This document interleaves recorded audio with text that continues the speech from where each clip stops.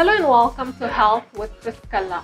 Today I am at the Blood Transfusion Service of Namibia, where we get to discuss the importance of donating blood, as well as the effects of COVID-19 on the organization.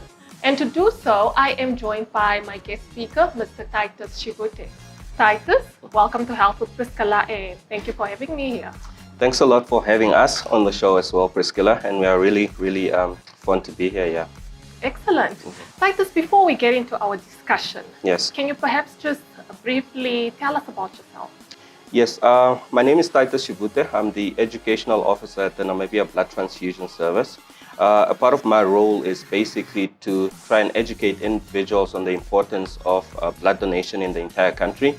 And that also filters through into initiating various forms of contact with various stakeholders in all on all platforms, be it educational, corporate, industrial, as well as mobile. So it's basically to foster and create relationships with these individuals with the aim of, at the end of the day, increasing the number of people that donate blood in the country and helping save lives. Okay, and you're going to explain later just a little bit why it is important to donate blood. Excellent. Yes. So Titus, what are the two most frequently asked questions that you get from the public regarding blood donation? Yeah, one of the most frequent ones, I would say, is a lot of people come up to us and then they ask or they inquire as to how this entire thing works. So just to emphasize, the Namibia Blood Transfusion Service has a specific criteria in order to allow various individuals to donate blood. The criteria is really generally quite simple. It's just that you need to be between the age of 16 and 65. You need to weigh 50 kilograms or more, lead a sexually safe lifestyle, as well as enjoy good general health yourself in order to help save the lives of other individuals. Another requirement is that you must eat a meal within a 3-hour period before you make a blood donation. And of course, drink lots of fluids after you've donated blood to help your body replenish the blood that you've donated. Now, the entire process is quite easy. It takes about half an hour or 20 to 30 minutes to donate blood. What the individual then needs to do is fill in a health and lifestyle questionnaire form. On that form, we have all kinds of questions like, are you feeling well today? Have you eaten in the past 4 hours? And on most of these things, you just answer yes or no to. Once you fill in this form as honestly as possible, we then do a pre-screening. So we test your iron to basically just ensure that you have sufficient iron in your body to withstand a blood donation. Our general requirement is 12.5. So your iron needs to be at least at 12.5 in order to for you to be allowed to donate blood. Thereafter, we check your weight. We need to confirm that you are indeed over 50 kilograms. So the individual would then need to step on a scale, and then we determine the weight of that particular person who would be interested in donating. And thereafter, we check your pulse as well as your blood pressure just to make sure they are in the normal range in order for you to be qualified and sent through to donate blood. Once all of that is done, then you go into a donation bed or a donation chair, and then you spend about 5 to 10 minutes donating 450 milliliters of blood. Now, a lot of people hear that amount of blood and they're like, ooh, that's a lot of blood. But the general adult, actually, if you weigh, there's a correlation between your body mass, which is how much you weigh, and the amount of blood in your body. So if you weigh 50 kilograms on the dot, for example, then the average amount of blood in your body should be ranging between 4 to 6 liters. So you donate 450 milliliters of that, and with the intake of enough fluids, if you drink enough non-alcoholic fluids, I should emphasize, then by the end of the same day, your body is able to replenish the volume of the blood that you donated. And at the end of the day, we are also able to save 3 lives with your 1 blood donation. Okay. Yeah, and then the other question that often also pops up is there's a myth, or rather a misunderstanding, that the Namibia Blood Transfusion Service receives blood for free and then sells it onto patients or individuals in need. I should begin by emphasizing that we are a non-profit organization, so we are registered as a Section 21 company.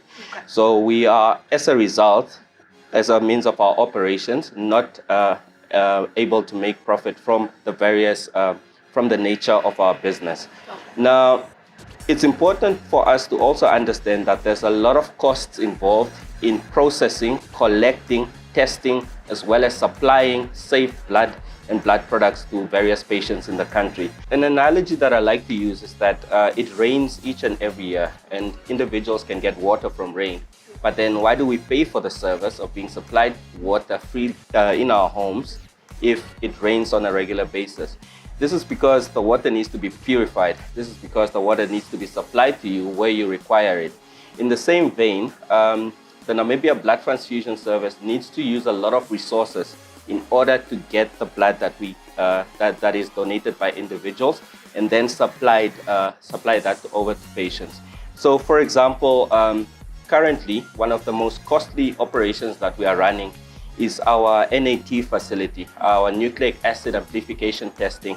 Now, we reached a major milestone in 2014 when we established NAT testing on blood donations in the country. Now, at the time, we were only the second country in Africa to do that on blood donations after, of course, South Africa. Excellent. Yes. So what NAT testing is, instead of the normal virology testing, which is basically testing antibodies against from the body's reaction to a particular infection. With NAT testing, we are testing for the genetic material of the virus. And we combine both these two tests, making our blood products amongst the safest in Africa. So this is, however, a really costly operation. And we all understand and know that most of these reagents and most of the equipment that is used in order to ensure that programs of this nature are running are not locally procured. So we are at the mercy of international markets, and we all know and understand how the current international markets are going in terms of the US dollar to the Namibian dollar currency. So the reason why we also began NAT testing is to significantly shorten the window period. So instead of, I know on a normal basis, if, for example, you go to a New Start center and then you inquire or you do a test for HIV or for another STI, they will tell you to come back after a 30-day period because you might be within a window period. Now, with NAT testing, because we are testing for the genetic material of these viruses, we significantly lower the window period from a time of 30 days to we are able to pick it up within a 7-day period after infection, thus making the blood products that we issue even safer. All right, thank you, Titus, for clearing up that misconception, because there are so many people that think that blood is for sale or that the blood transfusion is selling blood. All right. So, Titus, looking at the COVID-19 outbreak, coronavirus that we have had, the pandemic basically that has affected the whole world. Yes. Now, it's trying to devastate and crush our health system, the economy at large.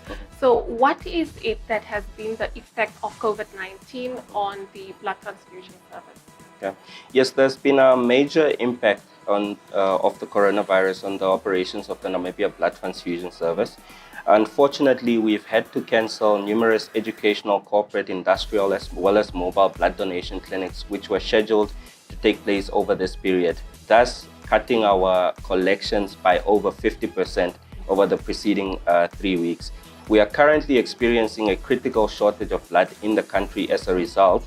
And on a normal basis, we'd need to get in about 150 units of blood each and every weekday to ensure that we meet the demand of all hospitals and medical centers around the country. Unfortunately, ever since the declaration of a lockdown as well as the declaration of a state of emergency by our president, we have unfortunately only been able to get in under 100 units of blood over this period, which has each and every weekday, which has then had the effect of us leading us to having a critical shortage. The nature of our operations has also changed. We've had to readjust a lot of the things that we normally do.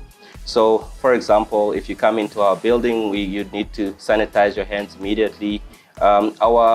Our institution basically operates on human contact, so that has also been minimized, and we've tried to ensure that each and every individual, once they come in and donate at our various centers, that procedure is as safe as possible, and we are adhering to the recommendations of the World Health Organization as well as the Ministry of Health. Okay. Yeah.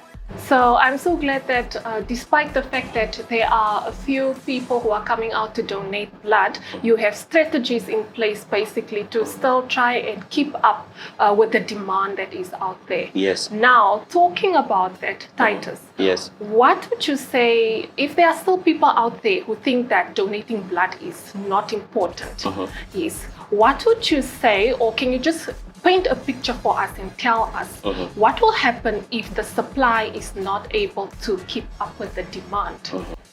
Yes, I would say that the entire health system, each and every country has a functional health system. And in order for you to have an operationally successful health system, you need to have a sufficient supply of blood within your hospitals and medical centers as well. Now, there are numerous kinds of patients who need blood on a regular basis. An example is hemophilia. It's individuals who bleed just generally. They have a bleeding disorder. And then you have individuals who suffer from anemia or various iron deficiencies. They also need blood. And then there are also other examples of mothers who bleed excessively during the procedure of childbirth and then need to have a blood transfusion for them to potentially even grow up to know their child.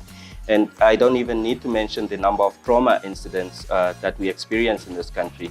As some of the World Health Organizations that say Namibia has the highest fatality rate from car accidents per population capita. So that means the highest number of people die in Namibia from car accidents based off our population.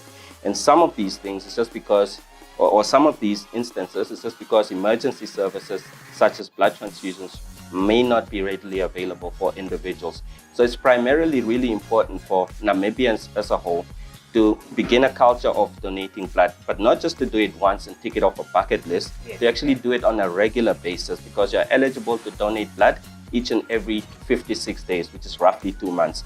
So if we develop that culture, and if we develop the knowledge of individuals in order for them to better understand the importance of donating blood, we are going to be able to increase the number of people that donate in the country. Currently, only 1% of the Namibian population donates blood annually. Only 1%? Only 1%. That is shocking. Right? Yes. Yeah, and that is a part of why we are here today, so that we basically address some of the issues around blood donation and get to sensitize individuals on the topic in order for them to help save lives. Indeed, and creating that awareness so people know it is important to donate blood. Definitely. Now, one of the things that you have mentioned earlier is that one unit can potentially save up to 3 lives. Yes. So if you take away just one donor, that is potentially 3 people who die as a result of a lack of blood in our country. So now I want to ask you, what would you say one can do if there are people out there in the community who want to help the blood transfusion service of Namibia? What is it that they can do in their community during the period of lockdown as well as after the lockdown? Okay. Yeah, individuals are more than welcome to sensitize others on the topic of blood donation regardless of the lockdown. Currently, we are only able to host blood donation clinics at our various centers. We have 5 centers in the country, 2 in Windhoek, 1 in Swakopmund, another in Walvis Bay, and then another one in Oshakati. So these are the only 5 centers currently that can host blood donation clinics. I would say that it's important during the period of the lockdown for these individuals to stay safe and adhere to the recommendations of the World Health Organization as well as the Ministry of Health during this period. Yes. It's only through healthy individuals that we are going to be able to help save the lives of other individuals at the end of the day. Indeed, Titus. And do you have any final words for our viewers before we let you go? Yes, the final remarks are just to thank all blood donors, all individuals who donate blood on a regular basis. We are really thankful because it's only through your help that we are able to help save the lives of so many patients. And just to remind Namibians that, as I mentioned earlier, only 1% of our population donates blood annually. And I think as Namibians, we can do a lot better than that in helping save the lives of patients. So for each and every individual out there that's eligible to donate, please do so, especially during this period of the COVID-19 pandemic. All right. Titus, thank you so much for your time. Thank you for having me here and for the positive message that you have sent to the Namibian nation and basically Africa at large. Oh. That's it. We have come to the end of today's episode. Thank you so much for tuning into my channel. And also remember that COVID-19 is still out there. We are still going through this pandemic or outbreak. Wash your hands regularly. Stay indoors until the end of the lockdown period. And if you would like to donate blood, no matter what blood group you are, kindly make your way to the Blood Transfusion Service of Namibia or contact them if you have any questions or queries regarding transport or anything else. So from me, Priskilla, until the next episode, it's goodbye for now.